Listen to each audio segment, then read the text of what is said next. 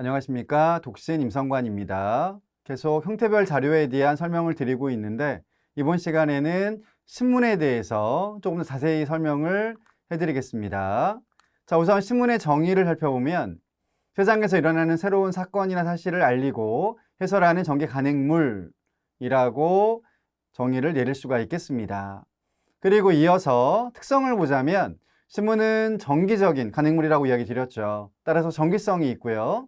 그 다음 시의성, 즉 날마다 시의적절하게 나오기 때문에 시의성도 있다라고 설명을 합니다. 그 다음 다양한 내용이 담겨 있습니다. 보통 섹션이라고 구분을 짓는데 이를테면 정치면, 사회면, 경제면, 교육, 스포츠 등등으로 다양한 주제별로 내용들을 구분을 지어주고 있죠. 그 다음 물론 지금은 전자신문 등등도 있습니다만 여전히 종이신문들이 있습니다. 이는 종이로 복제를 한다라는 특성을 갖고 있다라는 내용이 되겠고요. 그 다음 기록성, 그 다음 마지막으로 보존성도 있다라고 이야기를 합니다. 물론 또 종이라고 하는 한계가 있죠. 그래서 연구 보존을 위하여 요즘에는 디지털화라는 작업들도 많이 하고 있는데 아무튼 보존성도 있다 라고 이야기를 합니다. 자, 그 다음 신문의 구성을 보게 되면 제호부터 시작을 해서 발행일, 기사, 사진, 도표, 광고 등등이 있다라고 정리를 할 수가 있는데 제호는 그 신문의 이름입니다. 이를테면 한겨레 신문, 동아일보와 같은 그 신문마다의 이름이 있죠. 그걸 제호라고 하고요. 그 다음 발행일, 그러니까 즉 이 신문이 언제 거냐라는 게 되겠죠. 2024년, 2025년 몇 월 며칠과 같은 내용이 되겠고요. 그 다음 기사가 있습니다. 그리고 기사 안에 포함되어 있는 경우도 있고 아닌 경우도 있는데 사진도 있고요. 그 다음 도표, 그래프 등등. 그리고 이제 광고라든가 일기예보라든가 오늘의 운세라든가 상당히 많은 것들이 담겨 있습니다. 그런 것들이 신문을 구성을 하고 있다라고 정리를 하면 되겠고, 그 다음 신문의 내용을 보게 되면 크게 다시 뉴스, 광고, 피처물 세 가지로 구분을 지을 수가 있겠습니다. 각각의 개념을 살펴보자면 일단 뉴스, 객관적인 보도기사, 즉 스트레이트 뉴스라고 하는 부분인데 앞서 제가 섹션에 대한 이야기를 드렸죠. 그러면서 여러 분야로 구분된다라고 이야기를 드렸는데 바로 그 분야에 따른 뉴스들, 기사들, 소식들, 정보들 이런 것들을 말하는 겁니다. 그걸 한마디로 스트레이트 뉴스다 라고 정의를 내리고 있구나라고 생각을 하시면 되겠고요. 신문의 가장 많은 내용, 많은 분량이라고 설명을 하면 되겠습니다. 그 다음 두 번째로 광고인데 광고는 광고주가 지면의 일부를 사서 상품이나 서비스에 관한 메시지를 싣는 것이라고 정의를 내리고 있습니다. 전면 광고가 있죠.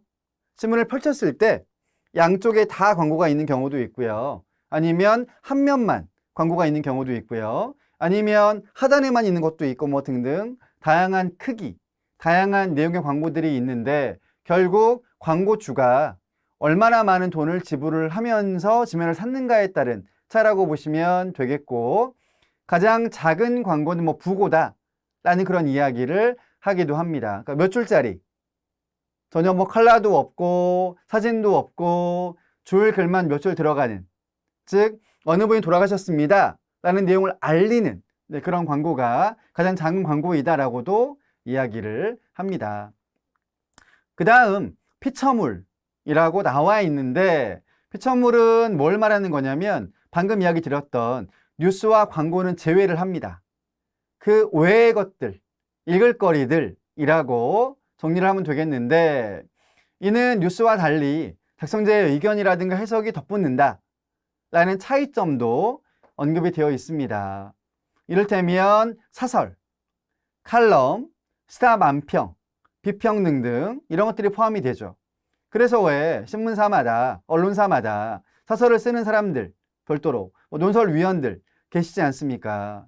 그러면 그 개인의 의견은 물론이고 신문사의 입장 등을 담기도 한다라는 내용이 되겠고요.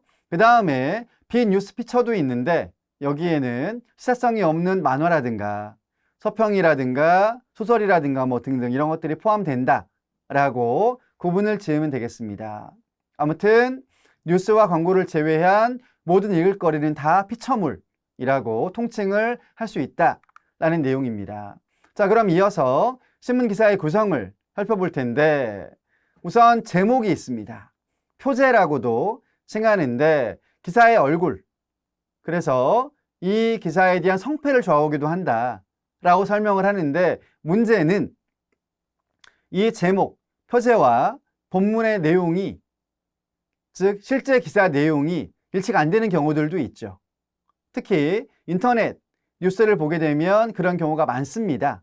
따라서 독자들은 어떤 표현을 쓰냐면 낚였다 라는 표현을 쓰기도 하죠. 왜냐하면 어쨌든 이 신문사의 입장에서는 보다 많은 사람들이 클릭을 해야 그 페이지로 들어와서 머물러야 수익이 난다 라는 맥락이 되겠죠. 그렇기 때문에 자극적인 흥미를 끌만한 그런 제목들을 정하다 보니 정작 본 기사 내용과는 무관한 제목을 뽑기도 한다라고 이야기를 합니다. 아무튼 제목, 표제에 대한 이야기를 드렸고요. 그 다음에 리드라는 게 있는데 리드는 기사의 첫 문장이나 아니면 한 단락을 이야기합니다.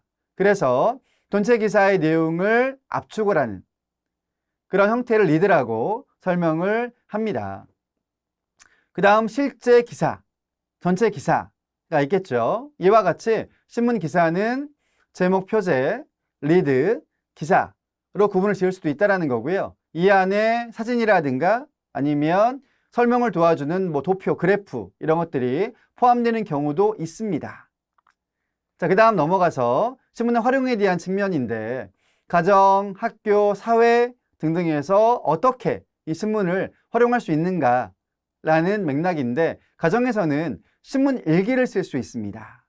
일기의 한 종류로 신문을 활용할 수 있다라는 내용이 되겠는데 이를테면 많은 섹션, 많은 주제 분야의 기사가 있을 텐데 그것을 읽고 가장 마음에 드는 오늘의 기사를 뽑습니다.